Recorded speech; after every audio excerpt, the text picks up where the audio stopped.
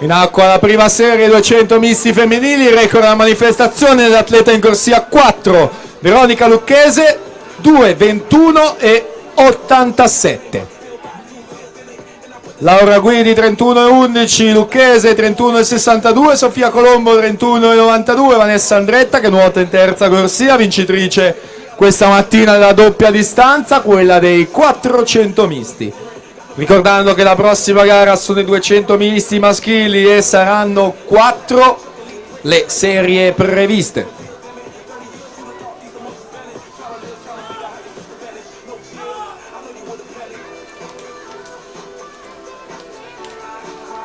Siamo alla conclusione della frazione ad orso, vediamo la situazione. Lucchese 37 e 48, Laura Guidi 38,48, Sofia Colombo 37,91, la sua frazione d'orso, sale in terza posizione.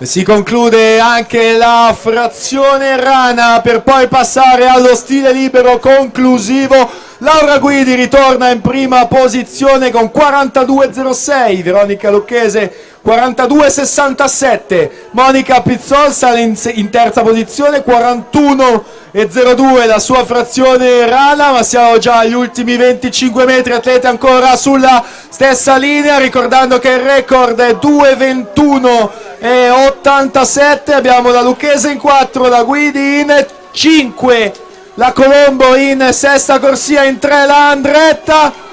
Veronica Lucchese si aggiudica questa prima serie in 2:24,28, Laura Guidi 2:24,51, Vanessa Andretta in terza posizione 2:24,57.